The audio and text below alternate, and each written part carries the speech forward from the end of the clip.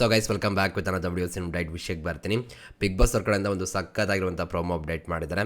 ಭಾನುವಾರ ಅಂತ ಬಂದರೆ ಗಿಲ್ಲಿ ಪ್ರೋಮೋ ಫಸ್ಟ್ ಫಿಕ್ಸೇ, ಬಟ್ ಇವಾಗ ಸ್ವಲ್ಪ ಡಿಫ್ರೆಂಟ್ ಆಗಿದೆ. ಯಾಕಂದರೆ ಕಾಮಿಡಿ ಇರ್ತಾಯಿತ್ತು ಸಂಡೇ ಫಸ್ಟ್ ಪ್ರೋಮೋ. ಇಲ್ಲಿ ಒಂದು ಆ್ಯಕ್ಟಿವಿಟೀಸ್ನ ಕೊಟ್ಟಿದ್ದಾರೆ, ಯಾರ ಪಾಪ ತುಂಬಿದಂಬಿಟ್ಟು ಹೇಳ್ಬೇಕಾಗತ್ತೆ. ಸೊ ಈ ರೀತಿ ನೋಡಿದಾಗ ಏನಾಗುತ್ತೆ ಏನು ಕತೆ ಅಂತ ನಿಮ್ಗೆ ಗೊತ್ತಲ್ಲ. ಮುಂದಿನ ವಾರಕ್ಕೆ ಸಖತ್ತಾಗಿ ನಮ್ಮ ಬಿಗ್ ಬಾಸ್ ಅವ್ರು ರೆಡಿ ಮಾಡಿದ್ರು ಅಂತಲೇ ಹೇಳ್ಬೋದು. ಯಾವ ರೀತಿ ಹೋಗುತ್ತೆ ಏನು ಕತೆ ಅಂತ ನೋಡಬೇಕು. ಆ್ಯಂಡ್ ಇಲ್ಲಿ ರಜತ್ ಮತ್ತು ಗಿಲ್ಲಿ ಇವರಿಬ್ಬರ ಮಧ್ಯ ಒಂದು ಚಾಲೆಂಜ್ನ ಕೂಡ ಹಾಕ್ಕೊಂಡಿದ್ದಾರೆ. ಆ್ಯಂಡ್ ಈ ಚಾಲೆಂಜಲ್ಲಿ ಯಾರು ಗೆಲ್ತಾರೆ, ಆ ಚಾಲೆಂಜ್ ಏನು ಕತೆ ಏನು ಕೂಡ ಡೀಟೇಲಾಗಿ ಮಾತಾಡೋಣ. ಪ್ರೋಮೋ ಮಾತ್ರ ಸಖತ್ತಾಗಿದೆ, ನೋಡ್ಕೊಬೋಣ. ಆಮೇಲೆ ಡೀಟೇಲಾಗಿ ಮಾತಾಡೋಣ ಬನ್ನಿ. ಇವರ ಪಾಪದ ಕೂಡ ರಜತ್ ಅಣ್ಣನಿಗೆ ಹಾಕ್ತೀನಿ. ಮಾತು ಅರ್ಧ ಜನಕ್ಕೆ ಗೇಮ್ ಟಾಸ್ಕ್ ಬುಕ್ ಅರ್ಥ ಆಗಲ್ಲ ಅನ್ನೋದಾಗಿರ್ಬೋದು. ಇಲ್ಲಿ ನಾನು ಲೆಕ್ಕನೂ ಹಾಕೊಂಡಿರ್ಲಿ, ಯಾಕಂದ್ರೆ ನಾನು ಟಾಸ್ಕ್ ಆಡೋದು ಹೇಳ್ದೆ. ಗಿಲ್ಲಿ ಟಾಸ್ಕ್ ಆಡೋದೇ ಇಲ್ಲ. ಫಸ್ಟ್ ಆಫ್ ಆಲ್ ನಾನು 10 ಟಾಸ್ಕ್ ಆಡಿರೋ 8 ಟಾಸ್ಕ್ ಅಲ್ಲಿ ಗೆದ್ದವನಿ ಅಣ್ಣ. ಮೊದಲನೇ ಟಾಸ್ಕ್ ಅಲ್ಲೇ ಒಂದು ಬಾಲ್ ಹಾಕ್ತಾನೆ, ಸೈಡ್ ಅಲ್ಲಿ ಕೂತ್ಕೊಂಡು ನಾನು ಇಲ್ಲಿ ಬಂದಿರೋದು ಸೋಲೋ ಆಗಿ ಒಬ್ನೇ ಹೊಡೆದು ಹಾಕ್ತೀನಿ. ನನ್ಗೆ ಯಾರು ಹಾಕಿದಾರೋ ಇವ್ರನ್ನೆಲ್ಲ ಮನೆಯಿಂದ ಆಚೆ ಕಳಿಸ್ಬಿಟ್ಟೆ ನಾನು ಆಚೆ ಖಾಲಿ ಅಂತ ನಾನು ಹೇಳ್ತೀನಿ. ಇವನು ಆಚೆ ಕಳಿಸ್ಬಿಟ್ಟೆ ನಾನು ಖಾಲಿ. ಚಾಲೆಂಜ್ ಅಂದರೆ ಚಾಲೆಂಜ್ ಇವರು. ಆ್ಯಕ್ಚುಲಿ ಈ ಸೀಸನ್ ಗಿಲ್ಲಿಯವರು ಸಿಕ್ಕಾಪಟ್ಟೆ ಚಾಲೆಂಜ್ಗಳನ್ನ ಹಾಕ್ಕೊಂಡಿದ್ದಾರೆ ಅಂತಲೇ ಹೇಳ್ಬೋದು. ಯಾರೊಬ್ಬರು ಚಾಲೆಂಜ್ ಆಗ್ತಾಗ ಅವರು ಚಾಲೆಂಜ್ ಮಾಡಿದ್ದಾರೆ. ಆ್ಯಂಡ್ ನನ್ನ ಪ್ರಕಾರ ಆ ಚಾಲೆಂಜ್ ಎಲ್ಲದರಲ್ಲೂ ಕೂಡ ಗಿಲ್ಲಿನೇ ಗೆಲ್ತಾರೆ ಅನ್ನೋದು ನನ್ನ ಅಭಿಪ್ರಾಯ. ಯಾಕಪ್ಪ ಅಂದರೆ ಅವರ ಗ್ರೋತ್ ಈ ಬಿಗ್ ಬಾಸ್ ಮೇಲೆ ಅದೇ ರೀತಿ ಇದೆ ಅಂತಲೇ ಹೇಳ್ಬೋದು. ನೀವು ಹೊರಗಡೆ ನೋಡ್ಬೋದು ಅವರ ಸಪೋರ್ಟ್ ಯಾವ ರೀತಿ ಇದೆ, ಏನು ಕತೆ ಅಂತ. ನಾನು ಇವರು ಇನ್ಸ್ಟಾಗ್ರಾಮ್ನ ಚೆಕ್ ಮಾಡ್ತಾಯಿದ್ದೆ, ಓಕೆನಾ. ಸೊ ಸ್ಟಾರ್ಟಿಂಗ್ ಬಂದಾಗ 1 ಲಕ್ಷದ ಒಳಗಡೆ ಇದ್ದರು, ಇವಾಗ 5 ಲಕ್ಷ. ಈ ಗ್ರೋತ್ ಅನ್ನೋದೇನಿದೆ ಬೇರೆಯವ್ರು ಕಂಪೇರ್ ಮಾಡಿಕೊಂಡ್ರೆ ಇವ್ರು ಎಲ್ಲೋ ಇದ್ದಾರೆ ಅಂತಲೇ ಹೇಳ್ಬೋದು. ಬೇರೆಯವ್ರಿಗೂ ಕೂಡ ಫ್ಯಾನ್ ಫಾಲೋಯಿಂಗ್ ಇತ್ತು, ಅವ್ರದ್ದು ಕೂಡ ಒಂದು ಫ್ಯಾನ್ ಫಾಲೋಯಿಂಗ್ ಅಥವಾ ಸಪೋರ್ಟ್ ಅನ್ನೋದು ಬೆಳೆದಿದೆ, ಸಪೋರ್ಟ್ ಅನ್ನೋದು ಜಾಸ್ತಿ ಆಗಿದೆ. ಆದರೆ ಇವ್ರದ್ದು ಒಂದು ಡಿಫ್ರೆನ್ಸ್ ಇದೆಯಲ್ಲ, 1 ಲಕ್ಷದ ಒಳಗಡೆಯಿಂದ 5 ಲಕ್ಷ ಅನ್ನೋಂಥದ್ದು 5 ಲಕ್ಷದ ಮೇಲೆ ಹೋಗ್ತದೆ ಇನ್ನೂ ಕೂಡ. ಸೊ ಇವರು ವಿನ್ನರ್ ಆದಮೇಲಂತೂ ಪಕ್ಕ 1 ಮಿಲಿಯನ್ ಹೊಡೆಯುತ್ತೆ ಅಂತಲೇ ಹೇಳ್ಬೋದು. ಬಟ್ ಏನಪ್ಪ ಅಂದರೆ ಟೈಮ್ ತೊಗೊಳುತ್ತೆ. ಆ್ಯಂಡ್ ಇಲ್ಲಿ ಈ ವ್ಯಕ್ತಿಗಂತೂ ಕ್ರೇಜ್ ನೆಕ್ಸ್ಟ್ ಲೆವೆಲ್ ಇದೆ. ಅದನ್ನು ನೀವು ಕೂಡ ಸೋಷಿಯಲ್ ಮೀಡಿಯಾದಲ್ಲಿ ನೋಡ್ತಾ ಇದ್ದೀರಾ. ಆ್ಯಂಡ್ ಇವಾಗ ರಜತ್ ಹಾಕಿರುವಂಥ ಚಾಲೆಂಜ್ ಏನಿದೆ, ಆ ಚಾಲೆಂಜ್ ಕೂಡ ಚೆನ್ನಾಗಿದೆ. ಆ ಫೈಟ್ನ ತಗೊಬರುತ್ತೆ ಈ ಬಿಗ್ ಬಾಸ್ ಮೇಲೆ, ಕಾಂಪಿಟೇಷನ್ ಅಂತ ಜಾಸ್ತಿ ಮಾಡುತ್ತೆ. ಬಟ್ ಇಲ್ಲಿ ಗಿಲ್ಲಿ ಅವ್ರು ಏನು ಹೇಳ್ತಿದ್ದಾರೆ ಅದು ರಿಯಾಲಿಟಿಗೆ ತುಂಬ ಹತ್ರ ಇದೆ ಅನ್ನೋದು ಕ್ಲಿಯರಾಗಿ ಗೊತ್ತಾಗುತ್ತೆ. ನೋಡುವ ಯಾರು ಗೆಲ್ತಾರೆ ಏನು ಕತೆ ಅಂತ.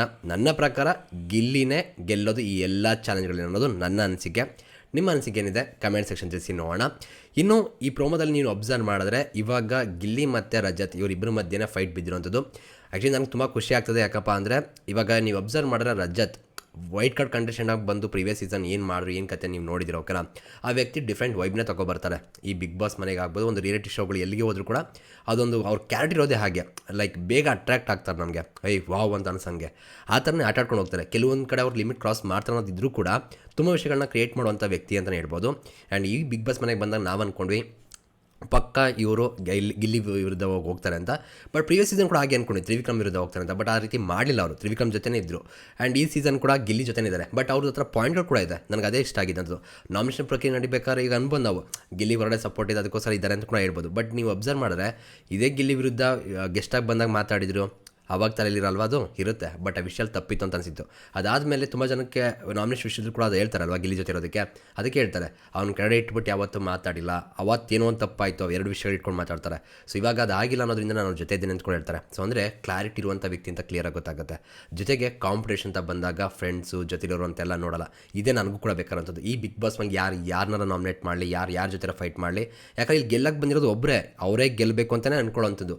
ಆ ಗೆಲ್ಲುವಂಥ ಪ್ರಯತ್ನಗಳು ಇರುತ್ತಾ ಅದನ್ನು ಮಾತ್ರ ನಾವು ನೋಡಬೇಕಾಗುತ್ತೆ. ಜೊತೆಗೆ ಇಲ್ಲಿ ಯಾರನ್ನೋ ಸೇವ್ ಮಾಡೋದಕ್ಕೋ ಇನ್ನೊಬ್ಬರನ್ನ ಯಾರನ್ನೋ ಗೆಲ್ಸೋದಕ್ಕೂ ಯಾರೂ ಬಂದಿಲ್ಲ ಅಂದಮೇಲೆ ಈ ಥರ ಮಾತುಗಳು, ಈ ಥರ ಫೈಟ್ಗಳು ಬೇಕಾಗುತ್ತೆ. ನಾನು ಅದಕ್ಕೇ ಪ್ರತಿಯೊಬ್ಬ ಸ್ಪರ್ಧಿ ಯಾರದೇ ಹೆಸರು ತಗೊಂಡ್ರು, ನಾಮಿನೇಟ್ ಮಾಡಿದ್ರು ಕೂಡ, ಯಾರಿಗೆ ಕಳಪೆ ಕೊಟ್ಟರು ಕೂಡ, ಇನ್ನೊಂದೇನೇ ಮಾಡಿದ್ರು ಕೂಡ ನಾನು ಅದ್ರ ಬಗ್ಗೆ ನೆಗೆಟಿವ್ ಮಾತಾಡಲ್ಲ. ಯಾಕಂದರೆ ಇಲ್ಲಿ ಬಂದಿರೋದು ಅವ್ರಿಗೆ ಆಟ ಆಡೋದಕ್ಕೆ. ಸೊ ಅದಕ್ಕೆ ನಾನು ನಿಮ್ಗೆ ಹೇಳುವಂಥದ್ದು, ಯಾವತ್ತೂ ಕೂಡ ಯಾರ ಬಗ್ಗೆನೂ ನೆಗೆಟಿವ್ ಮಾತಾಡೋಕೆ ಹೋಗಬೇಡಿ. ಯಾಕಂದರೆ ಎಲ್ಲರೂ ಬಂದಿರೋದು ಅವ್ರು ಗೆಲ್ಲೋದಕ್ಕೆ. ಈಗ ಎಷ್ಟೋ ಜನ ಗಿಲ್ಲಿಗೆ ಉತ್ತಮ ಕೊಟ್ಟರೆ ಎಲ್ಲರೂ ಕೂಡ ಖುಷಿ ಪಡ್ಬೋದು. ಬಟ್ ಕಳಪೆ ಕೊಟ್ಟರೆ ಅದು ನಾಮಿನೇಟ್ ಮಾಡೋದು ತುಂಬ ಜನಕ್ಕೆ ಬೇಜಾರಾಗುತ್ತೆ, ಅದು ಕೂಡ ಜೊತೆಲಿರೋರು. ಬಟ್ ಆ ರೀತಿ ನೋಡೋಕ್ಕಾಗಲ್ಲ. ಯಾಕಂದ್ರೆ ಅವರು ಕೂಡ ವಿನ್ನರ್ ಆಗಬೇಕು ಅಂತ ಬಂದಾಗ ಕಾಂಪಿಟೇಟರ್ ಆಗಿ ನೋಡಬೇಕಾಗುತ್ತೆ. ಫ್ರೆಂಡ್ಶಿಪ್ ಅದು ಇದೆಲ್ಲ ಒಂದು ಸೈಡ್ ಇಡಬೇಕಾಗುತ್ತೆ. ಹಾಗಾಗಿನೇ ಇಲ್ಲಿ ಎಲ್ಲರೂ ಕೂಡ ಅಕ್ಸೆಪ್ಟ್ ಮಾಡಬೇಕಾದ್ರೆ ಇದೊಂದು ಗೇಮು. ಈ ಗೇಮಲ್ಲಿ ನಾವೇ ಗೆಲ್ಲಬೇಕು ಅಂತ ಆಟ ಆಡ್ತಿರ್ತಾರೆ. ಸೊ ಆ ಗೆಲ್ಲೋದಕ್ಕೆ ಏನೇನು ಮಾಡಬೇಕು ಅದನ್ನು ಮಾಡಲಿ, ಎಂಜಾಯ್ ಮಾಡೋಣ, ನಾವು ಎಂಟರ್ಟೈನ್ಮೆಂಟ್ ತೊಗೊಳ್ಳೋಣ. ಇಲ್ಲಿ ಸ್ವಲ್ಪ ಕಿತ್ತಾಟಗಳು ಬೇಡ, ಓಕೆನಾ. ಇಲ್ಲಿ ತುಂಬ ವಿಷಯಗಳಾಗುತ್ತೆ ಸೋಷಿಯಲ್ ಮೀಡಿಯಾದಲ್ಲಿ, ಅದನ್ನು ಆ ಕಡೆ ಇಟ್ಬೇಡ, ಓಕೆನಾ. ಅದ್ರ ಜೊತೆಗೆ ಇಲ್ಲಿ ಗಿಲ್ಲಿ ನೀವು ಅಬ್ಸರ್ವ್ ಮಾಡಿ ಗೈಸ್, ಗಿಲ್ಲಿಯವ್ರ ಕಡೆಯಿಂದ ಬರುವಂಥ ಮಾತುಗಳು, ಅವರ ಥಾಟ್ ಎಷ್ಟು ಕ್ಲಿಯರ್ ಆಗಿದೆ. ನನಗೆ ಆ್ಯಕ್ಚುಲಿ ಅದಕ್ಕೆ ಆ ವ್ಯಕ್ತಿ ತುಂಬ ಇಷ್ಟ ಆಗುವಂಥದ್ದು. ನಿಮಗೆ ಗಿಲ್ಲಿ ನೀವೇನೇ ಪ್ರಶ್ನೆ ಕೇಳಿದ್ರು ಕೂಡ ಅವರಲ್ಲಿ ಸ್ವಲ್ಪ ತಪ್ಪಿದ್ರೂ ಕೂಡ ಆ ತಪ್ಪನ್ನು ಕೂಡ ಅವ್ರ ಮಾತಲ್ಲಿ ಸೈಡ್ ತಳಿಸ್ಬಿಡ್ತಾರೆ, ಓಕೆನಾ. ಯಾಕಂದರೆ ನೀವು ಅಬ್ಸರ್ವ್ ಮಾಡಿ, ಎಲ್ಲ ಒಂದು ಕಡೆ ಅವ್ರು ತಪ್ಪಿರ್ಬೋದೇನೋ ಅಂತ ಅನಿಸುತ್ತೆ, ಬಟ್ ಅದು ಅವ್ರು ಕೊಡುವಂಥ ಉತ್ತರ ನೋಡಿದಾಗ ಹೇ ಇಲ್ಲ ಗುರು, ಇವ್ರು ಹೇಳಿರೋದು ಪಾಯಿಂಟೇ ಸರಿ ಅನ್ನೋ ರೀತಿ ಬರಬೇಕು. ಆ ರೀತಿ ಮಾತಲ್ಲಿ ಸಖತ್ತಾಗಿ ಮಾತಾಡ್ತಾರೆ ಅಂತ ಹೇಳ್ಬೋದು. ಜೊತೆಗೆ ವ್ಯಾಲಿಡ್ ಪಾಯಿಂಟ್ಗಳು ಕೂಡ ಇರುತ್ತೆ. ಆ್ಯಂಡ್ ಇಲ್ಲಿ ರಜತ್ ವಿಷಯದಲ್ಲಿ ಚೆನ್ನಾಗಿದ್ದರೂ ಕೂಡ, ಕ್ಲೋಸ್ ಆಗಿದ್ದರೂ ಕೂಡ, ಸ್ಟಿಲ್ ಅವ್ರಿಗೆ ಏನು ಅನ್ಸೋದನ್ನು ಕೊಟ್ಟರು. ಅದೇ ರೀತಿ ಬೇರೆ ಸ್ಪರ್ಧಿಗಳು ಕೊಡ್ತಾ ಇರ್ತಾರೆ, ಅದನ್ನು ಕೂಡ ನಾವು ಅಕ್ಸೆಪ್ಟ್ ಮಾಡಬೇಕಾಗುತ್ತೆ. ಜೊತೆಲಿದ್ದವ್ರಿಗೆ ಕೊಟ್ಬಿಟ್ರು ಅಂದ್ಬಿಟ್ಟು ನಾವು ನೆಗೆಟಿವ್ ಮಾಡಬಾರ್ದು ಅನ್ನೋದು ಇದಕ್ಕೆ ಹೇಳುವಂಥದ್ದು. ನಿಮ್ಗೆ ಅನಿಸುತ್ತೆ ಗೈಸ್ ಇದ್ರ ಬಗ್ಗೆ ಕಮೆಂಟ್ ಸೆಕ್ಷನ್ ತಿಳಿಸಿ. ಆ್ಯಂಡ್ ಇಲ್ಲಿ ಪಾಪದ ಕೂಡ ಗೈಸ್ ನಿಮ್ಗೆ ಏನಿಸುತ್ತೆ, ಇಲ್ಲಿ ಯಾರು ಪಾಪದ ಕೂಡ ತುಂಬಿದೆ ಅಂತ ನಿಮ್ಮ ಅನಿಸಿಕೆ ಕಮೆಂಟ್ ಸೆಕ್ಷನ್ ತಿಳಿಸಿ ನೋಡೋಣ. ಈ ಪ್ರೋಮೋದಲ್ಲಿ ತುಂಬ ವಿಷಯಗಳು ಕೂಡ ಇದೆ ಮಾತಾಡುವಂಥದ್ದು. ಸೊ ಆ ಪ್ರೋಮೋ ನೋಡ್ತಾ ರಿಯಾಕ್ಷನ್ ಕೊಡ್ತಾ ಮಾತಾಡ್ತಾ ಹೋಗೋಣ ಬನ್ನಿ. ನಿಮ್ಮ ಪ್ರಕಾರ ಇವರ ಪಾಪದ ಕೂಡ ತುಂಬಿದೆ. ಇದನ್ನ ರಜತ್ ಅಣ್ಣನಿಗೆ ಹಾಕ್ತೀನಿ. ರಜತ್ ಅವ್ರಿಗೆ ಹಾಕಿದ್ದಾರೆ ಗಿಲ್ಲಿಯವರು. ಮಾತು ಅರ್ಧ ಜನಕ್ಕೆ ಗೇಮ್ ಟಾಸ್ಕ್ ಬುಕ್ಕೇ ಅರ್ಥ ಆಗಲ್ಲ ಅನ್ನೋದಾಗಿರ್ಬೋದು. ಆ್ಯಂಡ್ ಬಂದಿದ್ದಿನಿಂದಲೂ ಕೂಡ ನೀವು ಅಬ್ಸರ್ವ್ ಮಾಡಿದ್ರೆ ನಮ್ಮ ವೈಟ್ ಕಾರ್ಡ್ ಕಂಟೆಸ್ಟೆಂಟ್ಗಳು ಅಂದರೆ ಗೆಸ್ಟಾಗಿ ಬಂದವರು ಸಿಕ್ಕಾಪಟ್ಟೆ ಟಾಂಟ್ಗಳನ್ನ ಕೊಟ್ಟಿದ್ದಾರೆ. ಆ್ಯಂಡ್ ಒಂದು ಸಲ ಹೇಳಿದ್ರೆ ಏನು ಪ್ರಾಬ್ಲಮ್ ಅಲ್ಲ, ಪದೇ ಪದೇ ಹೇಳ್ತಿರಿದ್ದಾಗ ಅದು ಬೇರೆ ಥರನೇ ಅನಿಸುತ್ತೆ. ಆ್ಯಂಡ್ ಹಾಗಂತ ಅವ್ರು ಹೇಳಿದ್ದೆಲ್ಲ ಸುಳ್ಳ ಇಲ್ಲ, ಈ ಸೀಸನ್ ಕಥೆನೇ ಹಾಗೆ. ಬಟ್ ಅದು ಅವ್ರಿಗೆ ಅನ್ಸ್ಕೋತಿರೋರಿಗೆ ಸಿಕ್ಕಾಪಟ್ಟೆ ಟಾರ್ಚರ್ ಆಗ್ತಾ ಇರುತ್ತೆ. ಪದೇ ಪದೇ ಅದನ್ನು ಹೇಳೋವಂಥದ್ದು, ಟಾಂಟ್ ಮಾಡೋ ರೀತಿ ಹೇಳೋವಂಥದ್ದು, ಅದಕ್ಕೆ ಜಗಳ ಮಾಡೋವಂಥದ್ದು. ಆ್ಯಂಡ್ ಇವರೇ ತಪ್ಪುಗಳು ಮಾಡ್ತಿದ್ದಾರೆ. ಬಟ್ ಇವರೆಲ್ಲ ಎಕ್ಸ್ಪರ್ಟ್ಗಳ ಥರ ಮಾತಾಡ್ತಿರ್ತಾರಲ್ಲ, ಆ ಪಾಯಿಂಟ್. ಗಿಲ್ಲಿ ನನ್ನ ಲೆಕ್ಕನೂ ಹಾಕೊಂಡಿರ್ಲಿ, ಯಾಕಂದ್ರೆ ನಾನು ಟಾಸ್ಕ್ ಆಡೋರ್ಗೆ ಹೇಳ್ದೆ, ಗಿಲ್ಲಿ ಟಾಸ್ಕ್ ಆಡೋದೇ ಇಲ್ಲ ಫಸ್ಟ್ ಆಫ್. ಇಲ್ಲಿ ಒಂದು ನಾನು ಅಂದ್ಕೊಂಡೆ ಈ ಮಾತು ಕೇಳಿದಾಗ, ಓಕೆ ಇಲ್ಲಿ ಗಿಲ್ಲಿಗೆ ಹೇಳಿಲ್ಲ ನಾನು, ಅಲ್ಲಿ ಟಾಸ್ಕ್ ಆಡ್ತಿರಲ್ಲ ಅವ್ರಿಗೆ ಹೇಳ್ತಿದ್ದಾರೆ ಅನ್ನೋ ರೀತಿ ಮಾತಾಡ್ತಿದ್ದಾರೆ ಅಂತ. ಇಲ್ಲ, ಆಮೇಲೆ ಅರ್ಥ ಆಗಿದ್ದೇನೆಂದರೆ ನಾನು ಟಾಸ್ಕ್ ಆಡೋರ್ಗೆ ಹೇಳ್ತಿದ್ದೀನಿ, ಗಿಲ್ಲಿ ಏನು ಅಲ್ಲ, ಟಾಸ್ಕೇ ಆಡೋಕ್ಕೆ ಬರಲ್ಲ ಅವನಿಗೆ, ಆತನೂ ಬರುತ್ತೆ. ಸೊ ನಾನು ಇದನ್ನು ಬಿಟ್ಬಿಟ್ಟಿದ್ದೆ, ಮೊದಲು ಆ ಥರ ಅಂದ್ಕೊಂಡು ಅದೇ ಅಂದ್ಕೊಂಡೆ, ಇದೇ ಗಿಲ್ಲಿ ಈ ಥರ ರಿಯಾಕ್ಟ್ ಮಾಡ್ತಾರೆ ಅಂತ. ಬಟ್ ಆಮೇಲೆ ಅರ್ಥ ಆಗಿದ್ದೇನೆಂದರೆ ಓಕೆ ಇವರು ಈ ಥರ ಟಾಂಟ್ ಕೊಡ್ತಿದ್ದಾರೆ ಇಂಡೈರೆಕ್ಟಾಗಿ ಅಂತ. ಇದ್ರ ಬಗ್ಗೆ ನಿಮ್ಮ ಅನಿಸಿಕೆ ಏನು ಗೈಸ್? ಬಟ್ ಗಿಲ್ಲಿ ಹತ್ರ ಇದಕ್ಕೂ ಕೂಡ ಉತ್ತರ ಇರುತ್ತೆ, ಪಕ್ಕಾ ಉತ್ತರ ಇರುತ್ತೆ. ನಾನು 10 ಟಾಸ್ಕ್ ಆಡಿರೋ 8 ಟಾಸ್ಕ್ ಅಲ್ಲಿ ಗೆದ್ದವನೇ ಅಣ್ಣ. ಮೊದಲನೇ ಟಾಸ್ಕ್ ಅಲ್ಲೇ ಒಂದು ಬಾಲ್ ಆಗ್ತಾನೆ ಸೈಡಲ್ಲಿ ಕೂತ್ಕೊಂಡು ಅಲ್ವಾ. ಆಮೇಲೆ ತುಂಬ ಜನ ಹೇಳ್ತಾರೆ ಗಿಲ್ಲಿ ಬರೀ ಎಂಟರ್ಟೈನ್ಮೆಂಟ್ ಅಷ್ಟೇ, ಇನ್ನೇನು ಮಾಡ್ತಾನೆ ಅಂತ. ನೀವು ಅಬ್ಸರ್ವ್ ಮಾಡಿದ್ರೆ ಟಾಸ್ಕ್ ಎಫರ್ಟ್ ಸಕ್ಕದಾಗಿದೆ ಅಂತಲೇ ಹೇಳ್ಬೋದು. ಸೀರಿಯಸ್ಸಾಗಿ ಟಾಸ್ಕ್ಗಳನ್ನ ಕಂಪ್ಲೀಟ್ ಮಾಡ್ತಿದ್ದಾರೆ. ಜೊತೆಗೆ ಅಶ್ವಿನ್ ಗೌಡ ಅವ್ರ ವಿರುದ್ಧ ಗೆದ್ದಿದ್ದು ಅವರೇನೆ. ಸೊ ಈ ರೀತಿ ಎಲ್ಲ ನೋಡಿದಾಗ ಟಾಸ್ಕ್ ಇಲ್ಲ ಅಂತ ಹೇಗೆ ಹೇಳೋಕ್ಕಾಗುತ್ತೆ. ಅವ್ರು ಆ್ಯಕ್ಚುಲಿ ಸ್ಟಾರ್ಟಿಂಗ್ 1-2 ಗೇಮಲ್ಲಿ ಒಂದು ಸ್ವಲ್ಪ ಆಯಿತು, ಅದು ನಾರ್ಮಲಾಗಿ ಆಗಿದ್ದು ಅಷ್ಟೇ. ಬಟ್ ಅದನ್ನ ಇಟ್ಕೊಂಡು ಎಲ್ಲರೂ ಕೂಡ ಗಿಲ್ಲಿ ಏನೂ ಅಲ್ಲ ಅಂದ್ಕೊಬಿಟ್ಟಿದ್ರು ಟಾಸ್ಕಲ್ಲಿ. ಬಟ್ ನೀವು ಅಬ್ಸರ್ವ್ ಮಾಡಿ, ಇವರು ಹೇಳೋ ಹಾಗೆ 10 ಗೇಮ್ ಇತ್ತು 8 ಗೇಮಲ್ಲಿ ಗೆದ್ದಿರ್ತಾರೆ. 1-2 ಗೇಮ್ ಸೋಲು ಇದ್ದಿದ್ದೇ ಅಲ್ಲ, ಎಲ್ಲರೂ ಗೆಲ್ಲಕ್ಕಾಗಲ್ಲ ಅಲ್ವಾ.